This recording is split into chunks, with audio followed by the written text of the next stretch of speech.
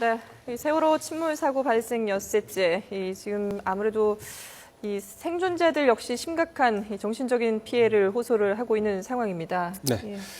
자, 이번에는 그 사고 해역의 모습을 잠시 보시도록 하겠습니다. 네. 네, 취재 기자가 현장을 다녀왔는데요. 이승현 기자 전해주시죠. 어제와 오늘 가장 큰 차이점은 제가 느끼기에는 날씨 상황입니다. 어제 같은 경우에도 파도가 1.5m 안팎으로 일고 있어서 조금 그나마 낫다고 했었는데 어제만 해도 이렇게 손을 놓고 배 위에서 서 있기가 불가능했습니다. 하지만 오늘은 어쨌건 파도가 거의 잔잔해졌다고 보시면 될 것 같고요. 거기다가 조금 기간에 접어들었기 때문에 유속의 흐름도 상당히 느려졌습니다. 이에 따라서 사고 엿새째 구조 작업을 하는 데 있어서도 가장 큰 난제였던 날씨 상황 호전된 것으로 보입니다.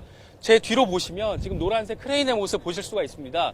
지금 해경 선박에 가려져 있는데 저 크레인 바로 앞에 해군이 설치한 공기주머니가 지금 설치되어 있습니다. 부표 역할을 하고 있습니다. 이 공기주머니가 얼핏 보일 것도 같습니다. 이 공기주머니가 현재 세월호 선수 부분에 연결이 돼서 세월호가 더 가라앉지 않게끔 하는 역할을 하기 위해서 해군 측에서 공기주머니 2개를 부착한 모습을 보실 수가 있습니다. 그리고 노란색 크레인을 싣고 있는 바지선이 지금 현재 잠수부들의 이를테면 베이스 캠프 역할을 하고 있습니다. 잠수부들이 저 바지선에 올라가서 이 입수와 나오는 작업을 지금 반복적으로 하고 있습니다. 지금 바지선 바로 앞에 검은색 고무보트의 모습도 보실 수가 있을 겁니다. 조금 멀리 떨어져 있어서 화면은 잘 안 잡힐 것 같기도 한데 해군 특전사들입니다. 이 잠수 능력에 특화된 특전사들이 지금 잠수를 하기 위해서 바지선과 접촉하고 있는 그런 모습입니다. 지금 오늘 정조 시간이 1시대입니다. 1시와 저녁 6시 40분 이렇게 두 차례가 남아있는데 정조 시간에 맞춰서 12시부터 해경과 해군 측은 집중적으로 수색 작업을 벌이겠다는 방침입니다. 지금 사고 해역 인근을 보시면 선박들 상당히 넓게 두루 분포해 있습니다. 오늘 동원된 선박만 200척이 넘고요. 해상에서는 항공기 30여 척이 지금 주변을 맴돌고 있습니다. 또 잠수부, 오늘 투입된 잠수부가 600명이 넘습니다. 혹시나 이 사고 해역 인근에서 희생자들이 추가로 발견될 수 있는 만큼 사고 현장 바로 지금 거리뿐만 아니라 사고 해역 전반적으로 넓게 분포를 해서 지금 현재 생존자 구조 작업 그리고 희생자 발견 작업이 동시다발적으로 진행이 되고 있습니다. 지금 노란색 크레인을 싣고 있는 바지선을 정점으로 이 선체 내부 3, 4층 진입 작업이 본격적으로 진행되고 있다. 이렇게 보시면 될 것 같습니다.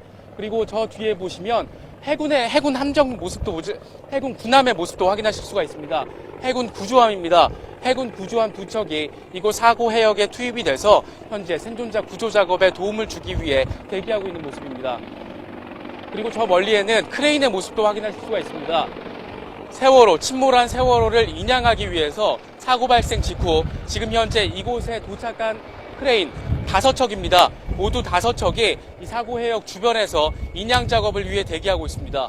하지만 인양 작업을 위해서는 생존자 구조 작업 모두 마무리가 된 뒤에 인양 작업을 할 수 있기 때문에 이 크레인을 통한 인양 작업이 이루어지기까지는 상당한 시간이 걸릴 것으로 보입니다.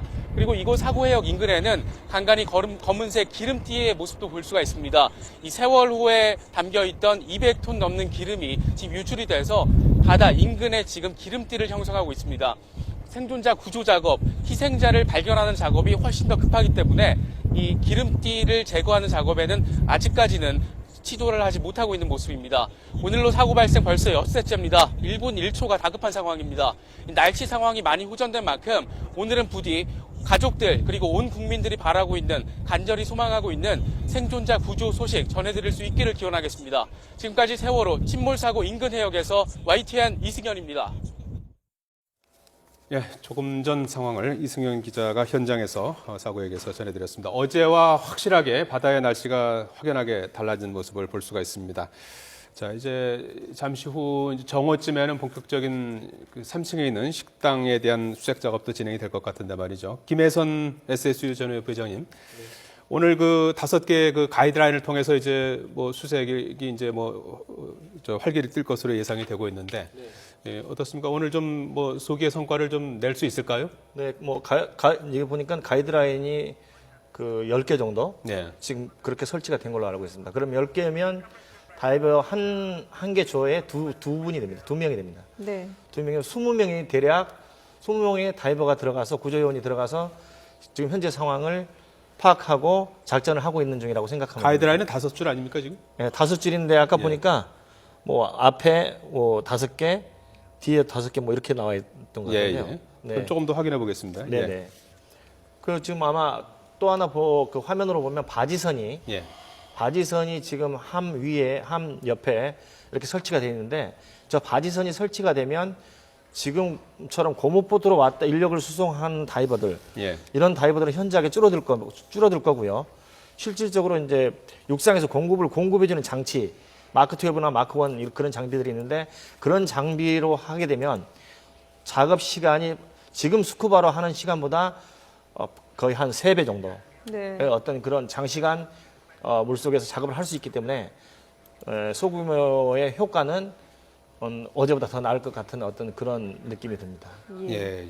알겠습니다. 마지막으로 뭐 이제 제가 이 말씀을 드리고 가고 싶은데요. 예. 지금 현재 어떤 구조의 형태를 이제는 좀 바꿔야 되지 않나 이런 말씀을 꼭 드리고 싶습니다. 예. 왜냐하면 지금 상태로의 어떤 저 구조 작업을 계속 진행을 하게 되면 6개월이 돼도 저게 해결이 안 나는 겁니다. 1년이 돼도 이 구조 상황이 끝나지 않는 겁니다. 지금 뭐 저도 이 방송을 보고 있을 그 실종자 가족이나 또 모든 국민의 한 사람으로서 피를 토한 아픔을 저도 같이 감내하고 아픔을 느끼고 있습니다. 그렇지만 실질적으로 지금 이 구조가 이런 패턴으로 가면 네. 실종자 가족한테는 더 큰 아픔을 초래할 수밖에 없습니다. 예. 어쨌든 뭐 당장은 어쨌든 생존자 수색 작업에 이제 초점을 맞추고 거기에 총력을 기울이는 거는 뭐 맞지 않겠습니까? 예, 그거는 뭐 저도 그 부분에 대해서는 예. 저도 반론의 여지가 없습니다. 예, 예. 그렇지만 이 상황을 어느 시점에 가면 네. 뭐 시간이 지나서 어느 시점에 가면 이제 뭐 또 인양 준비도 좀 해야 되고 이제 뭐 네. 해야 네. 된다 이제 이런 그 말씀 아니겠습니까? 네, 왜냐하면 그 함정 내에 구조할 그 실종자가 있는데 예. 이게 조류가 내일 모레 또 바뀌죠. 예. 세지죠. 그러다 보면 유실될 확률이 많습니다. 그러면 유실되면 나중에 그 책임을 누가 질 거냐? 실종자 가족 입장에서도 저 예. 충분히 고려해서 네. 이런 말씀을 드리는 거니까 알겠습니다. 예. 참고로 했으면 정부나 네. 알겠습니다. 실종자 가족이나 아픔을 함께한 저희나 네, 예. 이런 부분을 참고를 해서 구조 작업을 진행을 해줬으면 하는 게 저 작은 네. 바람입니다. 예, 우선은 뭐 최대한 생존자 수색 작업을 우선 좀 하고 그 이후에 또 참고하는 것도 좋을 것 같습니다. 네. 예, 이번에는 수사 속보를 좀 알아보도록 하겠습니다. 세월호 침몰 사고 수사가 이 선원 그리고 해운회사 대표에 이어서 실질적 오너라고 하죠. 이 선주로까지 확대되고 있습니다. 네. 관행적으로 이루어져 온 과적 등에 대해서 철퇴를 내리겠다는 것으로 풀이가 됩니다. 예, 취재 기자 연결해서 수사 속보 알아보겠습니다. 이성호 기자, 수사 범위가 확대되고 있군요. 네, 그렇습니다. 검찰과 경찰의 합동수사가 전방위로 확대되고 있습니다. 세월호 사고 수사는 크게 선원과 해운회사, 관리당국으로 세 갈래로 나눠 진행되고 있는데요. 이미 선장과 항해사, 조타수를 구성한 합동수사본부는 정확한 사고 원인을 밝히는 데 수사력을 모으고 있습니다. 일단 급선회가 사고 원인으로 보고 그 이유를 밝히는 데 집중하고 있는데요. 그러나 3등 항해사는 급선의 지시 이유에 대해 입을 다물고 있습니다. 수사본부는 이에 외부적인 요인이 있었는지 여부를 살펴보고 있습니다. 선장이 진도 해상관제센터의 구호 조치 지시를 묵살하고 승객들보다 먼저 나온 사실이 상당 부분 확인됐습니다. 사고 발생 뒤 안내 방송과 퇴선 등 승객들을 구조하기 위해 제대로 움직였는지도 수사 대상입니다. 이를 밝히기 위해 수사본부는 선원과 승객 등 승선자의 카카오톡 메시지를 확보해 분석하고 있습니다. 수사본부는 안개가 끼어 늦어진 세월호 출항이 적절했는지, 차량과 화물을 제대로 실었는지, 한계만 펴진 구명정 관리에 문제가 없었는지도 살펴보고 있습니다. YTN 취재 결과 청해진 해운은 적재 차량 수를 30대 이상이나 축소 보고한 것으로 드러났는데요. 특히 화물차에 실린 짐이 무거운 것이어서 적재 허용량을 넘어섰을 것이라는 제보도 잇따르고 있습니다.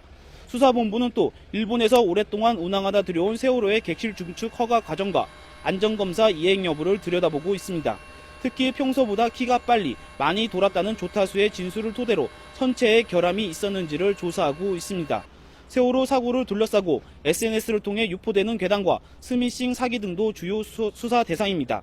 전남지방경찰청은 종합편성 채널에 나와 거짓말을 한 홍모 씨를 체포해 조사했습니다.